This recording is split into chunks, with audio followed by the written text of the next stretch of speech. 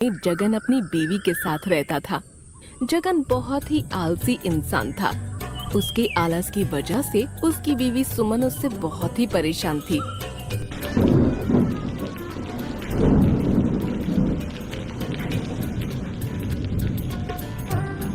अभी पड़े पड़े सो रहे हो, न जाने कौन सी मिट्टी का बना ये इंसान। समझ नहीं आता कि इंसान सोता कैसे है। अरे अरे सुमन, तुम यूं ऐसे गुस्से में मेरे सर पर क्यों खड़ी हो? ना जी, मैं क्यों गुस्सा होंगी, मैं तो बस तुम्हारी आरती उतारने के लिए खड़ी हूँ। अरे सुमन, तुम ये ऐसे क्यों बोल रही हो? तुम आखिर कौन सी मिट्टी के बने हो जो दिन भर बस सोते रहते हो? अरे सुमन, मैं क्या करूं, मुझे तो दिन भर नींद ही आती रहती है। देखो, अब फिर से नींद आ रही है मुझे। उठो और बाहर जाकर कोई काम धंधा भी ढूंढ लो। अब क्या दिन भर सोते ही रहोगे? अरे अरे सुमन, मैं कोशिश कर रहा हूँ, लेकिन ये नींद है कि मुझे उठने ही नहीं दे रही है।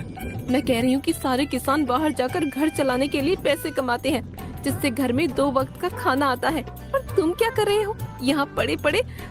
भगवान, मेरे नसीब में इंसान को देना था। ये मेरे सामने उबासी लेना बंद करो। तुम्हें समझ नहीं आ रहा कि मैं क्या कह रही हूँ?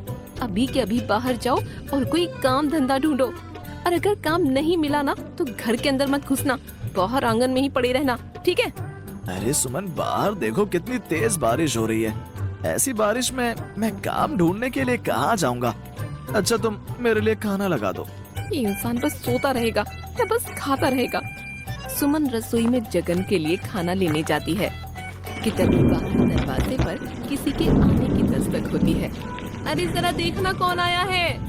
अरे सुमन, तुम ही आते हुए दरवाजा खोल देना ना, नहीं तो मुझे बिस्तर पर से उठना पड़ेगा। कितना अलकस भरा हुआ है। इतनी बारिश में कौन आ गया? लोगों को इतनी बारिश में भी चैन नहीं है। ये लो पकड़ो, ठूसो इसे। सुमन गुस्से में ऐसा बोलकर बाहर दरवाजा खोलने जाती है। आ रही हूँ, सब्र नहीं है क्या? सुमन जैसे ही दरवाजा खोलती है तो सामने अपने पिता को देखकर हैरान हो जाती है। अरे अरे पिताजी, आप इतने दिनों बाद आप हमारे घर आए हैं। अरे बेटी, अब अंदर भी बुलाएगी या इतनी बारिश में बाहर ही खड़ा रहूं? अरे नहीं नहीं पिताजी, आइए ना, अंदर आइए। सुमन अपने पिता को अंदर ले जाती है। अरे अरे ससुर जी, आज आपका यहाँ पर कैसे आना हुआ? मेरे पिताजी हैं, जब उनका मन होगा तब वो यहाँ आएंगे। अरे नहीं नहीं सुमन, मैं तो बस यूं ही पूछ रहा हूँ कि आज इतने सालों बाद ससुर जी यहाँ आए हैं। हाँ, मैं बस अपनी बेटी से मिलने आया था। अच्छा, तो अब आप मिलिए, शाम तक तो आप अपने घर चले ही जाएंगे। नहीं नहीं पिताजी, आप शाम को नहीं जाओगे। अभी कुछ दिन आप हमारे साथ यहीं रहिए। हाँ हाँ बेटी, अब इतने सालों बाद आया हूँ तो सोच रहा हूँ कि अब 1-2 महीने बाद ही यहाँ से जाऊँ। क्या सच में पिताजी? हाँ हाँ रहिए, ये भी तो आपका ही घर है ना। क्यों जी, पिताजी यहाँ हमारे साथ रह सकते हैं ना? हाँ हाँ, क्यों नहीं, रह सकते हैं ससुर जी भी हमारे साथ। अरे बेटी, ये क्या, ये जगन तो एक हड्डी की तरह हो रहा है। तू क्या ऐसे खाना नहीं देती क्या? अरे ये बाहर ही अच्छे थे, इनको घर के अंदर क्यों ले आई? क्या कहा तुमने? अरे नहीं नहीं, मैं तो कह रहा हूँ कि ससुर जी को खड़ा क्यों किया हुआ है, आराम से बैठा। अरे ओरे जगन, तू कुछ खाता पीता नहीं है क्या? अरे नहीं नहीं पिताजी, ये तो दिन भर या तो खाते रहते हैं या फिर सोते रहते हैं। इन्होंने तो मेरा जीना ही हराम कर रखा है। आइए आइए, आप भी खाना खा लीजिए। नहीं नहीं, मैं ये सब बेकार की चीजें नहीं खाता हूँ, मैं बस हरी साग सब्जियां ही खाता हूँ। ये देख मेरी बॉडी, इतना बूढ़ा होने के बाद भी मैं अब भी 10 लोगों के साथ आराम से लड़ सकता हूँ। देखो पिताजी को देखो, कुछ सीखो पिताजी से तुम। देखे ना पिताजी, दिन पर दिन ये बस हड्डी होते जा रहे हैं। आलस की वजह से ना तो कुछ खाते हैं, बस दिन भर सोते रहते हैं। पिताजी, अब जब आप आ ही गए हैं तो आप ही इन्हें संभालिए। अरे बेटी, तू परेशान मत हो, अब मैं आ गया हूँ ना, तो इस हड्डी को मैं संभाल लूंगा। देखना, मैं इस हड्डी को 1-2 महीने में ही अपनी तरह हट्टा कट्टा ना बना दूं। देखना बेटी। और जगन, तुम्हें जितना आराम करना है आज कर लो, क्योंकि कल से तुझे तंदुरुस्त करने की ट्रेनिंग चालू है।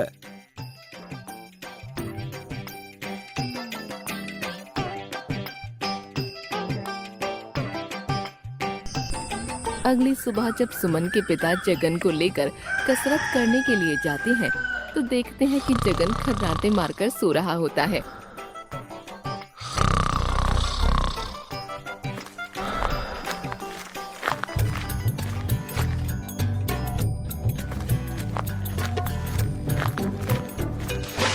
अरे रे बचाओ, बचाओ मुझे, बाढ़ आ गई रे, अरे बचाओ। बाढ़ नहीं आई भाई, मैं आया हूँ। उठ। क्या है ससुर जी, इतने आराम से सो रहा था मैं, इतना अच्छा सपना देख रहा था। ओए हड्डी, चल उठ, तुझसे कल कहा था ना कि आज से तेरी कसरत चालू होगी। चल उठ। ससुर जी, आप ये मुझे हड्डी हड्डी मत कहा कीजिए। अब हड्डी को हड्डी नहीं कहूंगा तो क्या कहूंगा भाई, हाँ? चल अब जल्दी उठकर तैयार हो जा, मैदान में जाकर कसरत करनी है। हाँ हाँ, चलिए मैं आता हूँ। पता नहीं क्यों आए हैं ये, आराम से सोने भी नहीं देते हैं। थोड़ी देर में सुमन के पिता जगन के साथ मैदान में कसरत करने लगते हैं। ओए हड्डी, ऐसे खड़े होकर देखने से तेरी कसरत नहीं हो जाएगी। चल चल भागना शुरू कर।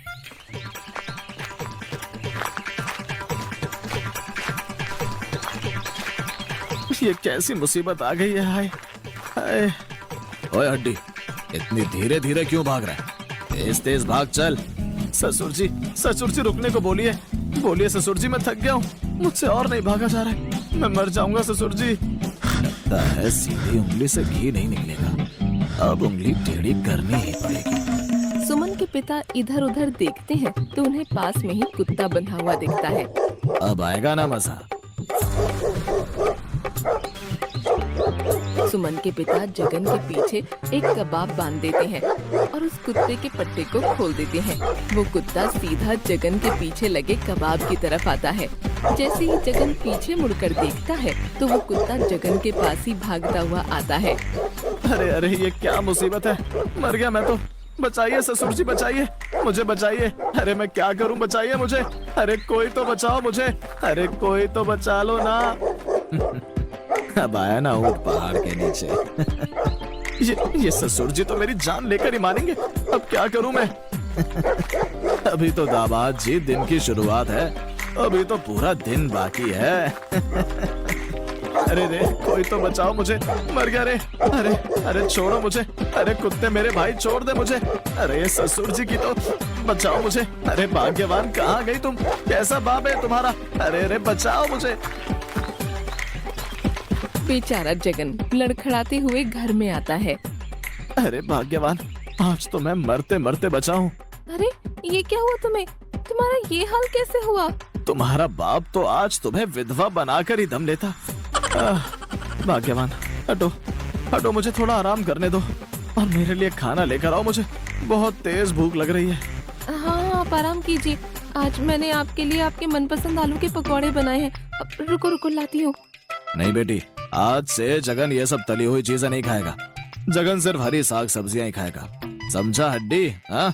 क्या, ये क्या बोल रहे हो ससुर जी? एक तो आज आपकी वजह से मैं मरते मरते बचा और ऊपर से आप मेरा खाना भी बंद कर रहे हैं।